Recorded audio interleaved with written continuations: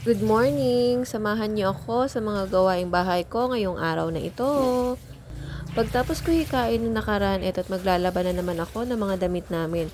Bilang isang full-time nanay, itong paglalaba ang isa sa pinakamahirap na gawaing bahay. Simula sa paglalaba, pagbabanlaw, at pagsasampay, ubus na talaga ang enerhiya mo sa isang buong araw. Napakaswerte na lang din talaga ng ibang misis kung ang mister nila ay may pagkukusa na tumulong sa ganitong gawaing bahay, ano? Yung tipong hindi ka na mag-uutos dahil nakikita niya na nahihirapan ka.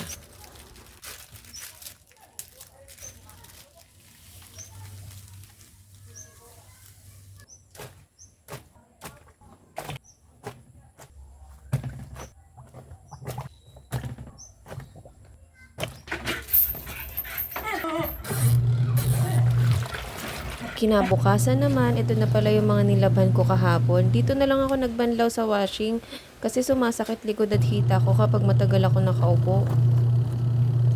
Habang pinapaikot ko naman sa washing yung mga damit namin, eto liligpitin ko muna tong hinigaan namin at magpapalit na din pala ako ng mga kumot at punda namin.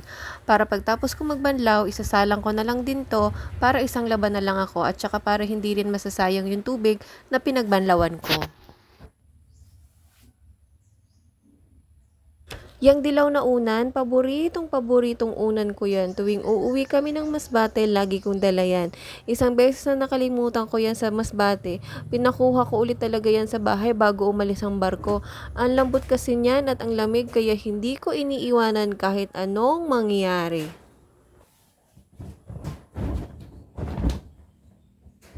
Pagkatapos ko sa kwarto, eto in-schedule ko na din pala ang paglilinis ng ref namin.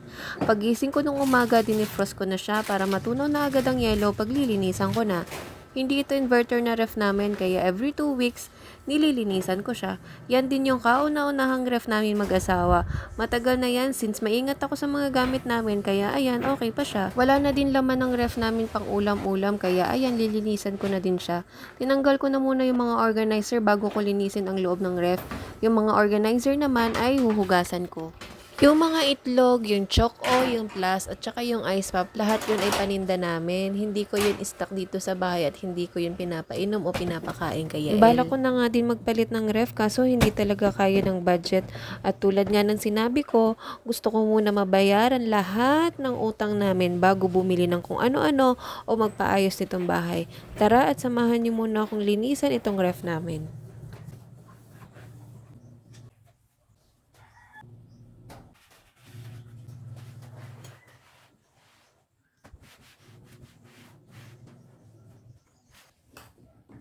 May bata rin dumating, oh.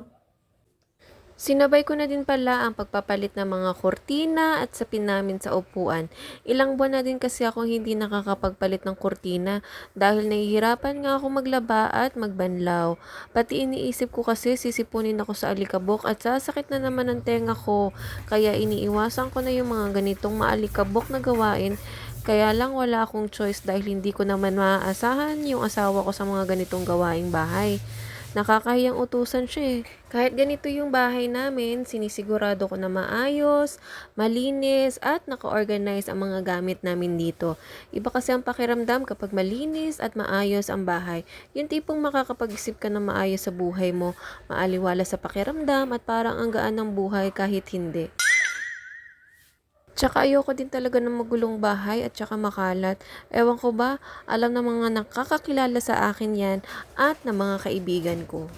May mga karton pala yung mga upuan namin kasi ang sakit niya sa puwet tapos inisprehan ko muna siya kahit mabasa siya para lang hindi ko malanghap yung alikabok.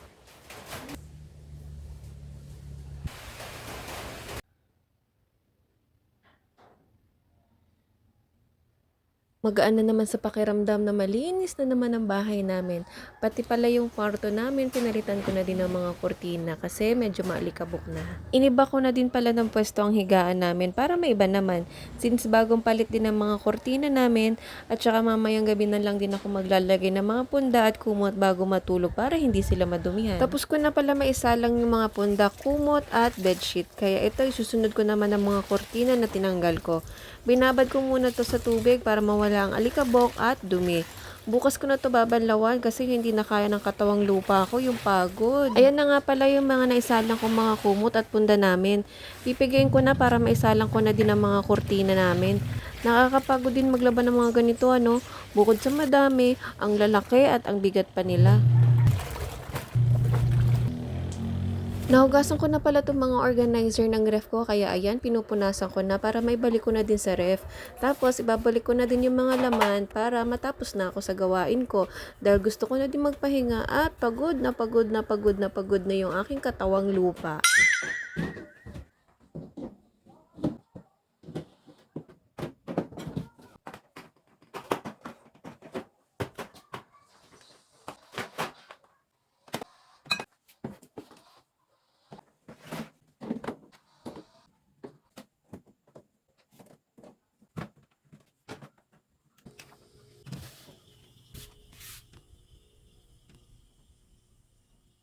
Ayun lang muna. Salamat sa inyong pagmamahal. Bye!